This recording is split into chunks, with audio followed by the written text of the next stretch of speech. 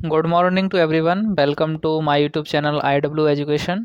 दोस्तों, आज हम डिस्कस करेंगे most UP police, Uttar Pradesh police में जो प्रश्न हैं। जैसे कि पहले पार्ट में हमने 50 क्वेश्चन को डिस्कस कर लिया था, लेकिन कुछ टेक्निकल इशू की वजह से वीडियो बीच में रुक गया था। तो जो 50 क्वेश्चन हैं उनको और हम डिस्कस करेंगे इस वीडियो के अंदर, तो कंप्लीट करेंगे। अगर आप हमारे चैनल पर न्यू व्यूवर्स हैं तो कृपया इस चैनल को लाइक, सब्सक्राइब और दोस्तों के साथ सेशन को शेयर कर दें, जिससे कि सभी स्टूडेंट्स इस वीडियो को वॉच कर सकते हैं। तो देखिए, हमारा 51 से हमारा स्टार्ट होना था। 50 क्वेश्चन को मैंने एक्सप्लेन कर दिया था। तो 51 क्वेश्चन है हमारा, 1943 में विटामिन के आविष्कार के लिए नोबेल पुरस्कार दिया गया था। तो नोबेल पुरस्कार किसको दिया गया था, आपको इसमें कमेंट करके बताना है।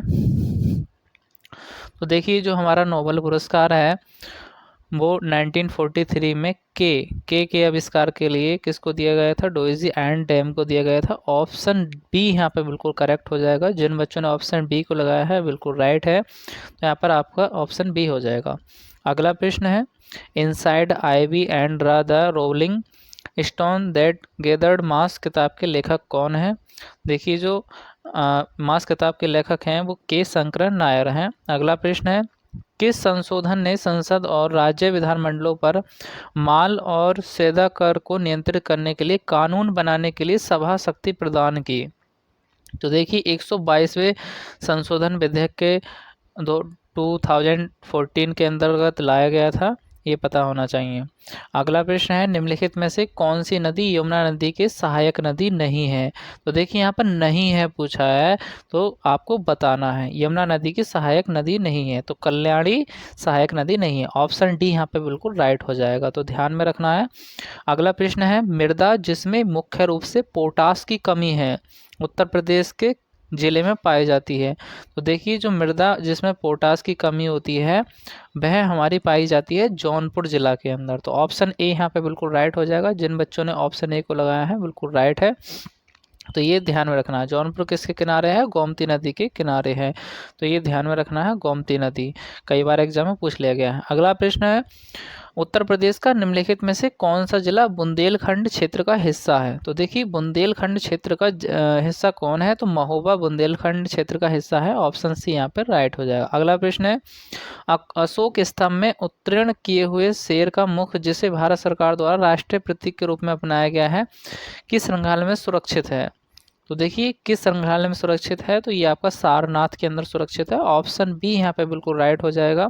अगला प्रश्न है, चंदेल शासक के दौरान उत्तर प्रदेश का निम्नलिखित में से कौन सा जीजक भक्ति या जय होटी के नाम से जाना जाता था, यहाँ पे पूछा गया है। तो यहाँ पर आपका ऑप्शन बी राइट हो जाएगा, बुंदेलखंड के नाम से जाना जाता है। अगला प्रश्न है, उत्तर प्रदेश को महिलाओं से संबंधित पहली पत्रिका 1874 में प्रकाशित करने का श्रेय जाता है जिसके संपादक भारतेंदु हरिश्चंद्र थे। तो देखिए, जो हमारा श्रेय जाता है भारतेंदु हरिश्चंद्र थे, और जो हमारी पत्रिका थी वो 1874 में, तो ये ऑप्शन ए यहाँ पे करेक्ट हो जाएगा, बाल बोधनी। अगला प्रश्न है, प्रसिद्ध सितार वादक नवाब इनायत खान उत्तर प्रदेश के किस जिले से संबंधित थे। तो ये इनायत खान हमारे उत्तर प्रदेश के किस ज़िले से संबंधित थे, कमेंट करके बताइए दोस्तों, किस ज़िले से संबंधित थे। Option A, option B, option C, option D. तो अगर हम बात करते हैं तो ये इटावा ज़िले से संबंध रखते थे। ऑप्शन बी यहाँ पर राइट हो जाएगा। अगला प्रश्न है, तीसरी बौद्ध परिषद किस शहर में आयोजित की गई थी। देखिए, तीसरी जो बौद्ध परिषद थी वो किस राज्य में, किस शहर में आयोजित की गई थी, वो आपको बताना है। पोटलिपुत्र के अंदर आयोजित की गई थी। ऑप्शन बी राइट हो जाएगा, तो ध्यान में रखना है। और ये कहाँ पड़ता है हमारा, कौन शासक कौन था उस समय, ये ध्यान में रखना है। तो अशोक, शासक कौन था, अशोक। तो ये कई सारे एग्जाम में प्रश्न यहाँ से बनते हैं जहाँ से आपसे एग्जामिनर पूछता है, तो बिल्कुल भी। और इसका अध्यक्षता कौन कर रहा था, ये भी आपसे पूछ लेगा, अध्यक्षता कौन कर रहा था। तो अध्यक्षता की अगर हम बात करते हैं तो मुगल कर रहा था। ये आपको थोड़ा मुगली जगह कम है थोड़ा, तो ध्यान में रखेंगे। कुछ कई सारे प्रश्न आपके एग्ज़ाम में पूछे जाते हैं, तो पुतीसस और शासक मुगल था। अगला प्रश्न है भारतीय रिजर्व बैंक की स्थापना किस वर्ष हुई थी? तो भारतीय रिजर्व बैंक यानी RBI, reserve bank of India की स्थापना 1935 में हुई थी, 1935 के अंदर। कब हुई थी? 1 अप्रैल 1935 के अंदर हुई थी, यानी 1 अप्रैल 1935 को भारतीय रिजर्व बैंक की स्थापना हुई थी। अगर हम बात करते हैं आरबीआई बैंक का राष्ट्रीयकरण कब किया गया, तो 1949 के अंतर्गत राष्ट्रीयकरण किया गया। और इसकी अगर राष्ट्रीयकरण पूछे तो 1949 लगाना है, और स्थापना पूछे तो 1935 यहाँ पे लगा देना है आपको। अगला प्रश्न है चेम्मांचेरी कोन्ही रमण नायर निम्नलिखित में से किस नृत्य रूप के उल्लेखनीय नर्तक हैं? तो आपको यहाँ पे बताना है कथकली के लेखक हैं, ऑप्शन ए। अगला प्रश्न है भारत की संविधान का निम्नलिखित में से कौन सा भाग नागरिकता से संबंधित है? देखिए जो हमारा भारत का संविधान है उसमें कौन सा भाग नागरिकता से संबंधित है? सिटीजनशिप। तो भाग 2 हमारा नागरिकता से संबंधित है। भाग 1 की अगर हम बात करते हैं तो ये हमारा नागरिकता से संबंधित है। और कितने आर्टिकल से कितने आर्टिकल हैं इसके अंदर? 5 से लेकर के 11 आर्टिकल हमारे भाग 2 के अंदर हैं, और 1 से 4 तक भाग 1 में। अगला प्रश्न है भारत के संविधान के अनुच्छेद 24 के तहत किस वर्ष के कम आयु के बच्चों को किसी कारखाने में काम करने के लिए नियोजित नहीं किया जा सकता है? तो देखिए यहाँ पर पूछ रहा है अनुच्छेद 24 ये कहता है आप 14 साल से कम उम्र के बच्चों को किसी भी कारखाने में काम करने के लिए नहीं रख सकते हैं। तो ऑप्शन ए यहाँ पे बिल्कुल राइट हो जाएगा, ऑप्शन यानी 14 ईयर्स से कम के बच्चों को हम किसी भी कंपनी या किसी भी कारखाने में नहीं रख सकते हैं। अगला प्रश्न है भारत के संविधान का निम्नलिखित में से कौन सा अनुच्छेद राष्ट्रपति के चुनाव की प्रक्रिया से संबंधित है? तो देखिए कई बार एग्जाम पूछा जाता है राष्ट्रपति के चुनाव की प्रक्रिया से संबंधित है हमारा अनुच्छेद 55। तो अनुच्छेद 55 ध्यान में रखेंगे, तो ये हमारा राष्ट्रपति के चुनाव से संबंधित है। अगर उपराष्ट्रपति की बात करें तो अनुच्छेद 67 उपराष्ट्रपति के बारे में पदावधि के बारे में बताता है।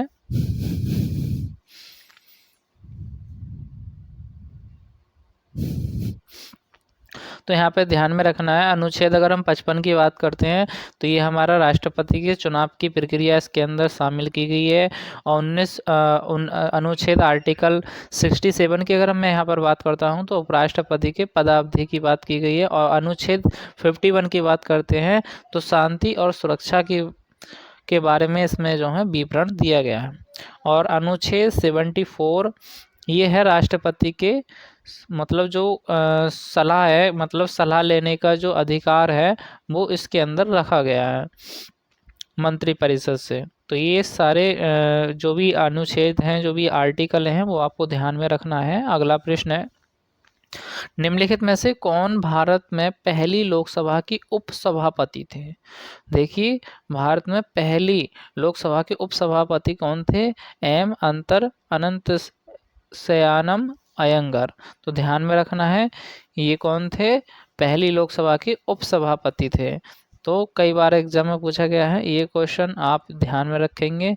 और अगर आपसे पूछा जाए अध्यक्ष कौन थे अध्यक्ष, तो आपको लगा देना है जी बी माकलंकर।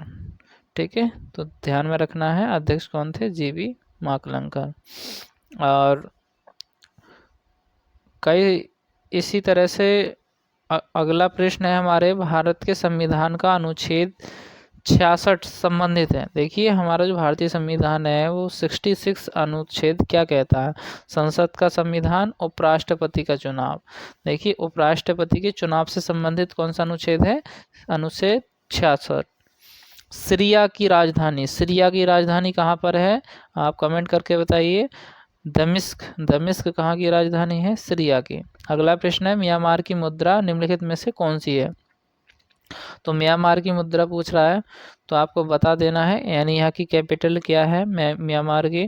तो यहाँ पे क्यात हो जाएगा, क्यात। कौन सी कैपिटल है? क्यात यानी मुद्रा, ऑप्शन ए। अगर हम नायरा की बात करते हैं, नायरा, तो ये नायरा है नाइजीरिया की कैपिटल। नाइजीरिया की कैपिटल क्या है? नायरा। और रियाल की बात करते हैं तो ये कहाँ की कैपिटल है? सऊदी अरब की। सऊदी अरब की क्या है? रियाल। और क्रोन की बात करते हैं, क्रोन, तो क्रोन है स्वीडन की। तो ये कई बार एग्जाम में पूछा गया है प्रश्न, आप ध्यान में रखेंगे जो भी हमारी कैपिटल होती हैं देश की। अफ्रीका महाद्वीप का सबसे अधिक आबादी वाला देश निम्नलिखित में से कौन सा है?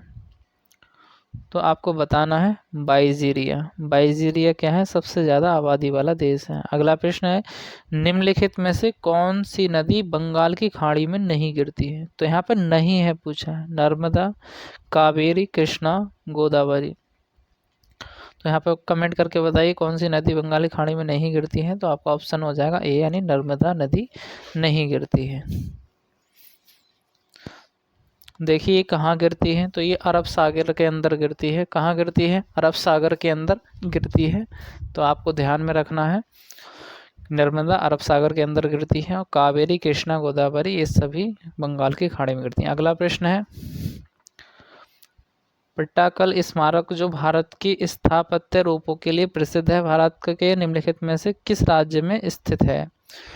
तो ये कर्नाटक राज्य के अंदर स्थित है। आपको ऑप्शन सी यहाँ पे करेक्ट हो जाए। अगला प्रश्न है, पाकिस्तान के लड़काना जिले में, देखिए लड़काना जिले में कौन सी नहर के किनारे स्थित है? तो आपको लगा देना है मोहनजोदड़ो स्थित है। ऑप्शन ए यहाँ पे राइट हो जाएगा।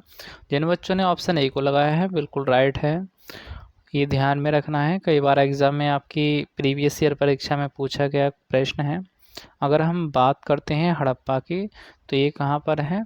ये रानी यानी राप्ती पर स्थित है। और अगर हम बात करते हैं लोथल की, तो ये कहाँ पर है? हमारा भोगना नदी के किनारे स्थित है। और अगर हम बात करते हैं आलमगीरपुर की, तो ये हिडन में स्थित है, हिडन नदी के तट पर। अगला प्रश्न है हमारा, भारतीय कृषि अनुसंधान संस्थान पूसा का मुख्यालय कहाँ स्थित है? तो देखिए भारतीय कृषि अनुसंधान संस्थान पूसा का मुख्यालय हमारा कहाँ स्थित है? तो आपको कमेंट करके बताना है। तो इसमें आपका जो ऑप्शन है वो हो जाएगा आपका दिल्ली के अंदर स्थित है। ऑप्शन ए यहाँ पे बिल्कुल राइट हो जाएगा। अगला प्रश्न है, निम्नलिखित में से किस तारीख को विश्व मस्तिष्क ट्यूमर दिवस मनाया जाता है? तो ऑप्शन बी यहाँ पे राइट हो जाएगा, यानी 8 जून को मनाया जाता है मस्तिष्क ट्यूमर दिवस। अगर हम 5 जून की बात करते हैं तो बताइए 5 जून को कौन सा मनाया जाता है? पर्यावरण दिवस कब मनाया जाता है? 5 जून को पर्यावरण दिवस मनाया जाता है। तो ध्यान में रखना है, कई बार एग्जाम में पूछा गया है। 8 जून को मस्तिष्क ट्यूमर दिवस मनाया जाता है, 5 जून को पर्यावरण दिवस मनाया जाता है। अगर 21 जून की बात करते हैं तो कौन सा दिवस मनाया जाता है? कौन सा दिवस मनाया जाता है? हमारा योग दिवस मनाया जाता है, ध्यान में रखेंगे। तो अगला प्रश्न हमारा, ओडिशा में प्रसिद्ध सूर्य मंदिर का निर्माण करवाने वाला शासक निम्नलिखित में से राजवंशों में से किससे संबंधित था? तो देखिए जो ओडिशा में सूर्य मंदिर का निर्माण जो कराया था वह शासक किन राजवंशों से संबंधित था? तो मंग राजवंश से संबंधित था, ध्यान में रखेंगे। ऑप्शन डी यहाँ पे बिल्कुल राइट हो जाएगा। अगला प्रश्न है, भारत में मानव अधिकार संरक्षण अधिनियम कब लागू हुआ था? तो भारत में मानव अधिकार संरक्षण अधिनियम आपका 1993 में लागू हुआ था। ऑप्शन सी यहाँ पे बिल्कुल राइट हो जाएगा। जिन बच्चों ने ऑप्शन सी को लगाया है बिल्कुल राइट है, यानी कब लागू हुआ था? 1993 ईस्वी में, ध्यान में रखेंगे। और अगर हम बात करते हैं 10 दिसंबर, तो ये जो मनाया जाता है हमारा विश्व मानव दिवस मनाया जाता है। तो ध्यान में रखना है 10 दिसंबर को मानव। अगला प्रश्न है, मैक्सिको की मुद्रा क्या है? मैक्सिको की मुद्रा आपको यहाँ पे कमेंट करके बताना है, मैक्सिको की मुद्रा क्या है? मैक्सिको की मुद्रा है पेसो। अगला प्रश्न है, निम्नलिखित में से कौन सा लॉन्च वाहन मिशन चंद्रयान 2 में उपयोग किया गया था? तो देखिए चंद्रयान 2 के अंदर जो वाहन के अंदर जो उपयोग किया जाने वाला वाहन है वो है GSLV MK3, ऑप्शन ए। अगला प्रश्न है, निम्नलिखित में से कौन सा रोग बैक्टीरिया के कारण होता है? तो यहाँ पे बताना है आपको बैक्टीरिया के कारण कौन सा रोग होता है? तो निमोनिया रोग होता है बैक्टीरिया के कारण। ऑप्शन बी यहाँ पे बिल्कुल राइट हो जाएगा। अगर हम बात करते हैं इन्फ्लुएंजा, तो ये मिक्सो के कारण होता है। कौन सा वायरस होता है? मिक्सो, जिसे बोलते हैं विक्सा, ठीक है, मिक्सो। और अगर हम बात करते हैं जैसे कि जो हमारा निमोनिया होता है, निमोनिया किसके कारण से होता है? यानी फेफड़ों से, जो फेफड़े होते हैं उसके कारण से जो है ये बनता है। अगला प्रश्न है, निम्नलिखित में से कौन सा विकल्प भारत में रबी फसल का उदाहरण नहीं है? तो देखिए यहाँ पर आपको बताना है, तो कपास रबी फसल का उदाहरण नहीं है, सरसों गेहूँ जो तीनों है। अगला प्रश्न है, लखनऊ घराना निम्नलिखित में से किससे संबंधित है? तो लखनऊ घराना हमारा संगीत और नृत्य से संबंधित है। ऑप्शन ए बिल्कुल यहाँ पर राइट हो जाएगा आपका। अगर लखनऊ घराना पूछे तो आपको संगीत और नृत्य यहाँ पे लगा देना है। तो ऑप्शन ए बिल्कुल राइट है यहाँ पर। अगला प्रश्न है, केंद्रीय गुप्तचर प्रशिक्षण स्कूल कहाँ स्थित है? तो देखिए केंद्रीय गुप्तचर प्रशिक्षण स्कूल कहाँ स्थित है? Option A New Delhi, option B Chennai, option C Mumbai, option D Kolkata. अगला प्रश्न है, संत कबीरनगर जिले का पुलिस प्रशासन किस पुलिस क्षेत्र के अंतर्गत आता है? यहाँ पर पुलिस, तो ये गोरखपुर के अंतर्गत आता है। ऑप्शन ए यहाँ पे बिल्कुल राइट हो जाएगा। संत कबीरनगर जिले का पुलिस प्रशासन गोरखपुर के अंतर्गत आता है। देखिए अगला प्रश्न है, आरपीएफ का सबसे उपयुक्त पूर्ण रूप निम्नलिखित में से कौन सा है? तो आरपीएफ का जो रेलवे प्रोटेक्शन फोर्स, आरपीएफ का मतलब होता है रेलवे प्रोटेक्शन फोर्स। अगला प्रश्न है, इंडोनेशिया की राजधानी कौन सी है? तो इंडोनेशिया की राजधानी कौन सी है? कमेंट करके बताइए दोस्तों। तो जकार्ता क्या है इंडोनेशिया की राजधानी। अगला प्रश्न है, पादप वायरस टीएमबी का पूर्ण रूप क्या है? तो देखिए जो टीएमबी का पूर्ण रूप है वो आपको कमेंट करके बताना है। तो इसका पूर्ण रूप होता है टोबैको वायरस। ऑप्शन ए यहाँ पे बिल्कुल राइट हो जाएगा, टोबैको वायरस, जो तंबाकू के कारण होता है। अगला प्रश्न है, निम्नलिखित में से कौन सा विकल्प राजस्थान में स्थित राष्ट्रीय उद्यान और वन्यजीव अभयारण्य के संबंध से में गलत है? ऑप्शन ए, ऑप्शन डी यहाँ पे बिल्कुल राइट हो जाएगा, सह्याद्री टाइगर रिजर्व। तो ये यहाँ पर जो है इसके संदर्भ में गलत बैठता है। बाकी केवलादेव राष्ट्रीय उद्यान ये भी हमारा राजस्थान में, रणथंभौर राष्ट्रीय उद्यान, सरिस्का टाइगर रिजर्व, तो ये दोनों हमारे यहाँ पर राजस्थान के अंतर्गत आते हैं। बाकी ऑप्शन डी यहाँ पर नहीं है। तो यहाँ पर अगर हम बात करें कहाँ पर है, तो ये महाराष्ट्र के अंदर है, ध्यान में रखेंगे, सह्याद्री टाइगर रिजर्व। अगला प्रश्न है, निम्नलिखित में से कौन सी कल्पना चावला की जीवनी है और जॉन पीपर हैरिसन द्वारा लिखी गई है? तो यहाँ पर ऑप्शन ए राइट हो जाएगा, एज ऑफ टाइम्स। अगला प्रश्न है, 1831 में board of revenue Uttar Pradesh की स्थापना कहाँ की गई थी? तो 1831 में board of revenue Uttar Pradesh की स्थापना आपके इलाहाबाद में की गई थी। ऑप्शन बी यहाँ पर राइट हो जाएगा। अगला प्रश्न है, भारतीय संविधान के निम्नलिखित मौलिक अधिकारों में से कौन सा 14 वर्ष से कम उम्र के बच्चों को रोजगार पर प्रतिबंध करता है? तो यहाँ पे बताना है, समानता का अधिकार, स्वतंत्रता का अधिकार, शोषण के विरुद्ध अधिकार, संस्कृति और शिक्षा संबंधी अधिकार। तो यहाँ पे बताइए कौन सा अधिकार 14 वर्ष से कम उम्र के बच्चों को रोजगार पर प्रतिबंध लगाता है? तो यहाँ पर पूछा गया है प्रतिबंध। तो यहाँ पर जैसे कि अभी हमने पीछे बताया पिछले वाले क्वेश्चन में, तो ऑप्शन अनुच्छेद 24 के अंतर्गत कोई भी व्यक्ति 14 साल से कम एज का व्यक्ति किसी भी कारखाने या कंपनी में काम नहीं कर सकता है। तो ऑप्शन सी यहाँ पे बिल्कुल राइट हो जाएगा, शोषण के विरुद्ध अधिकार, यानी किसी का भी शोषण नहीं किया जा सकता। अगला प्रश्न है, सीआरपीएफ का सबसे उपयुक्त पूर्ण रूप निम्नलिखित में से कौन सा है? तो सीआरपीएफ का उपयुक्त पूर्ण रूप आपको बता देना है यहाँ पर, चेन्नई रेलवे पुलिस फोर्स। तो यहाँ पे सेंट्रल रिजर्व फोर्स होता है, सीआरपीएफ का मतलब होता है central reserve force, police force. अगला प्रश्न है, चकबंदी में आपका क्या अभिप्राय है? चकबंदी का क्या अभिप्राय है? भूमि का एकीकरण। क्या होता है चकबंदी में? भूमि का एकीकरण, ऑप्शन ए।